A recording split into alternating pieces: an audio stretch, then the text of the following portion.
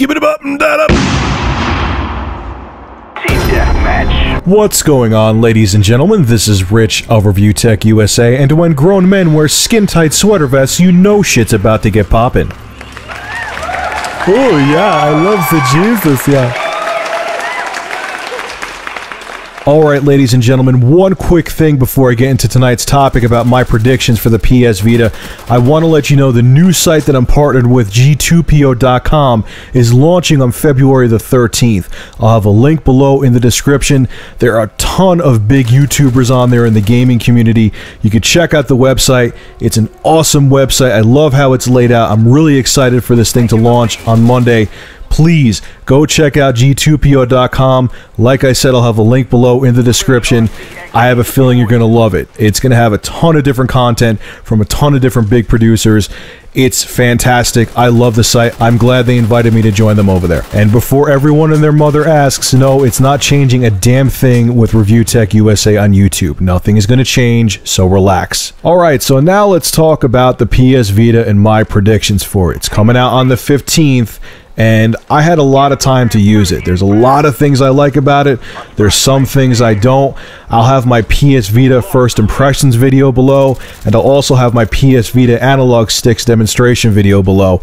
If you see this video on G2PO.com, in the description, I'll have links to those two YouTube videos so you can still check them out on there. Before we start, here is my disclaimer. These are educated guesses. They're predictions. I, the person making this video, will admit that these could be totally off. So for all the people who are going to come on here and troll and start a flame war, I am admitting that these could be wrong. So before all the fanboys get their panties up in the bunch, even though I'm going to have a lot of positive things to say in this video, you're defeating yourself because the person making the video is admitting that these could be inaccurate. So just enjoy the video. It's a great discussion topic. You could disagree with me. Don't get me wrong, but if you're going to come on here just to flame and you're going to get pissed off and write nasty comments, you're wasting your time. Let's begin. So I have three major things I think that are going to happen to the Vita, and the first one is within the first 6 months, maybe even sooner, could be a year, Sony is going to cut the price of both the Wi-Fi and 3G models of the Vita significantly. Right now, the Wi-Fi version of the Vita is at $250 and the 3G version of the Vita is at $300. That is a lot of money for a portable console, and a lot of other people, including GameSpot and IGN, are saying the same thing. A portable console for $300, or you could get a home console. You could get the PS3 for $300.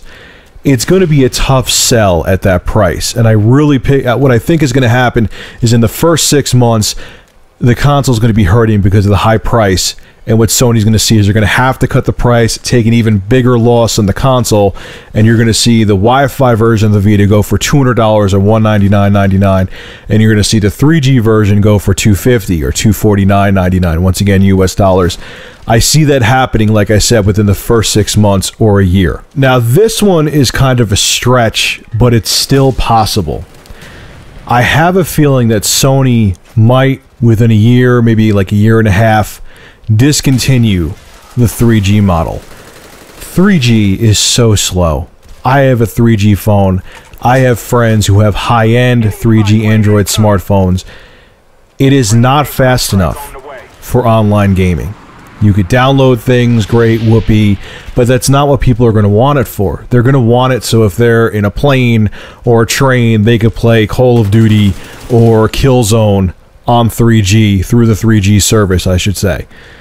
And it's not fast enough. It's not going to appeal to people. It's not going to be reliable through AT&T service. And I just think it's going to be a waste of money and a waste of time for people to have another monthly fee for something that just is not fast enough, and the service is not going to reach far enough for it to be stable. So I really think that the 3G model is going to cease to exist in like a year and a half or a year. I could be wrong, but I have a very strong feeling that Sony's going to see it's not worth to keep producing that model, and instead of just keep on taking a loss on it, they're just going to discontinue it and make the Wi-Fi version the only Vita model. Wi-Fi is so readily available anyway, I don't see the point of 3G, but whatever, we'll see what happens. The third thing I think that's going to happen is that they're going to have a huge hardware revision. Now, there's not that many flaws with the Vita. The analog sticks, honestly, to me, is the only one that really concerns me. But with that being said, it's a big one. And what I think they're going to do is obviously you're going to do herp-derp things like it's obvious. They're going to make better battery life. They might make a better screen, even though the screen's gorgeous already. So on and so forth. Make it smaller, make it lighter. Maybe they'll make the face buttons a little bit bigger. That was another minor flaw I pointed out. But I have a feeling they're going to go back to the flat analog sticks again. They might add the click. I doubt it, because that changes the format of the Vita, and that means the newer model would have extra buttons that the original Vita didn't. But I have a feeling they're going to get rid of those nubs that they have now and go back to the slider analog sticks like they had on the PSP. They'll work better on a portable console. Those sticks are too small, so if you have big gorilla hands like me, a lot of people do, surprisingly, it doesn't work, and I have a feeling they're going to make a hardware revision that goes back to the analog sliders.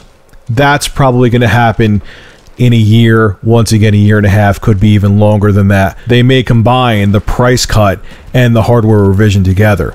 That's kind of a normal thing to do. But again, this is speculation. We'll see what happens. They may stick with the analog nubs or the analog sticks they have right now. So final verdict time, ladies and gentlemen. Yeah, you haven't heard that one since my reviews. Do I think the Vita will be successful? Yes, I do. I know you're shocked. It's okay. You didn't hear me wrong. I do think the Vita is going to be successful, but I think it's going to take a while. I think the first year is going to be very rough for Sony in the States due to the price, due to the fact that it's a portable console and all the competition they have with all the smartphones like I've talked about before. I still think that the 3DS and the Vita will be the last dedicated portable consoles, but I do think there's a lot of value with the Vita. And when they cut the price like I think they're going to do, and when great games come out for it, there's already really good games out for the system, minus a little Deviants. That game is garbage. But the bottom line is, once the library grows, the price of the console comes down, people will start shelling out the cash for the PS Vita, and in the end, I think it will be successful. Yes, you heard me right, I think it will be successful. So what's your thoughts on my predictions? Do you think I'm dead on? Do you think I'm totally wrong? I could be totally wrong. I'll be the first to admit it. We'll have to just wait and see. Anyway, ladies and gentlemen, make sure to rate, comment, favorite, and subscribe. And as always, thank you for supporting ReviewTech USA.